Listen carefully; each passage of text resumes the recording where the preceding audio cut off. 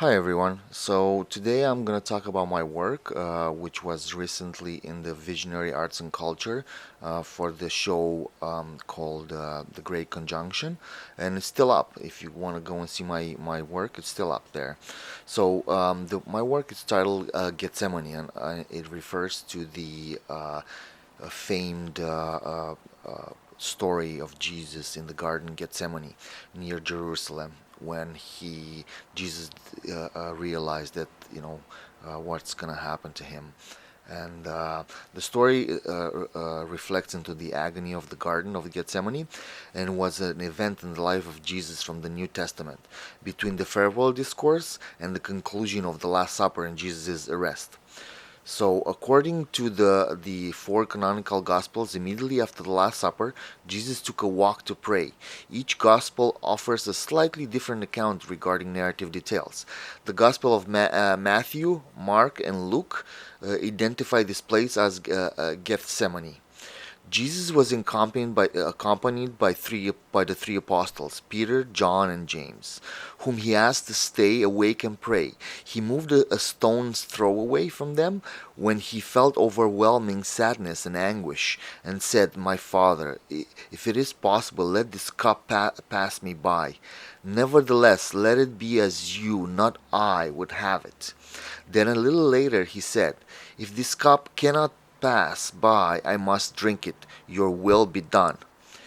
So Jesus said this prayer thrice, checking on the three apostles between each prayer, and finding them asleep, he commented, "The spirit is willing, but the flesh is weak." Then an angel came from heaven to strengthen him. During his agony as he prayed, his sweat was as if it were great drops of blood falling down upon the ground. So in my work, which is a photograph, it's a digital photograph, um, and I simplified it to make it as modern and as simple as possible. The classical story. So you can see right here behind the three apostles, personified as these trees. In the central is Jesus.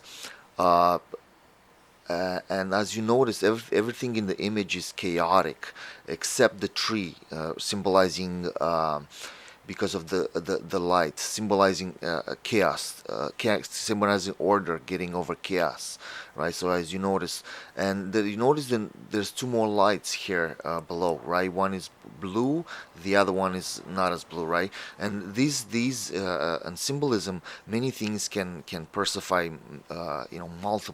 multiple symbols. A word or an image or a symbol has multiple meanings, and I was trying to condense as many as possible in something very simple. That was my goal. So to recap, as I was saying before, this is the three here personify the three apostles, which were asleep, right? And Jesus in the center, right?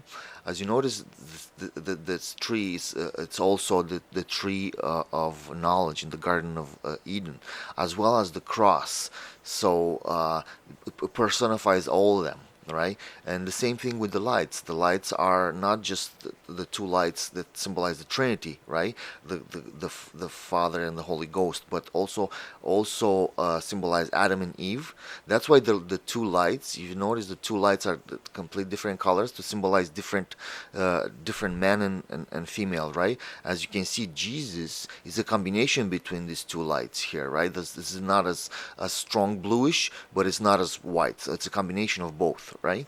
So and Jesus says to drink from his cup. So if you notice in the middle here, right, it's an icon of Jesus, but it also looks like a mirror, right? And I'll get back to later, but let's show the garden. So this is what the original Gethsemane looks like. Of course, there's a few gardens, and according to each religion or Catholics think one thing, the Orthodox, but it's very similar, very similar. However, there's discrepancies, right? But there's a few gardens around which are believed to be the original garden of Jesus. So this is one of the most well known. So as you can see, it's very. See, this is the photography right here. So this is kind of what the garden looks like, right? And so that's why I was trying to personify in my photo, make it as realistic, but also you notice that in my image, right? You notice that it's a bit surrealistic as well. So in time and space freezes in those moments, sacred time. Mircea Eliade, the great historian of religion, talks about this, right? When time and space, when a sacred moment happens, we exit time and space, and we're living this transcendental moment, right, where time and space are completely obliterated from what we previously had known. So such is the symbolism here, and because this garden is not just Gethsemane, but also symbolizes the Garden of Eden, right?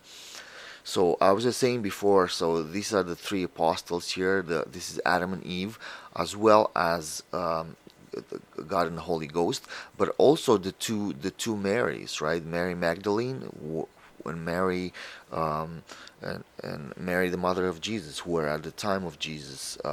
They were when he was crucified, right? So you notice here that the way I positioned it, you have the three apostles here, you have the Jesus in the center, and then you have it on to the left of Jesus, right? To the right of Jesus are the apostles, right? And to the left of Jesus, just as the symbolism of this crucifixion, there is always with the three crosses, and Jesus was crucified in the middle. And to the left of Jesus is Judas, right, in the Garden Gethsemane. So this personified by these three here behind him to his left, which is also Barnabas, right? This on the same cross was Barnabas was crucified, right? The guy that Jesus forgiven, right? Um, so Jesus, you see, Jesus is present here only in this reflection, almost like a mirror, seeing himself, but you don't see the real Jesus. Um, it's he's looking in the mirror and he's coming to realization with himself that what is about to happen, and he's accepting it. He's accepting his faith, a clear reflection, right, in the mirror. So it brings to mind. So it brings to mind this picture right here, Arnolfini, well, also very well known in the history of art. As you can see here, there's the reflection, and with the husband and wife, right? So it's the same idea here that I had. You see the two, and then it's the reflection, and the Jesus is the combination of the two lights, and the two lights are also Joseph and Mary. They're also Mary and Mary Magdalene. So, like I said, a symbol. Can mean multiple things, and the idea was to condense as many as possible to create a transcendental moment, to something just as simple as photography. That's why I used photography. I wanted nothing here is digital in this image.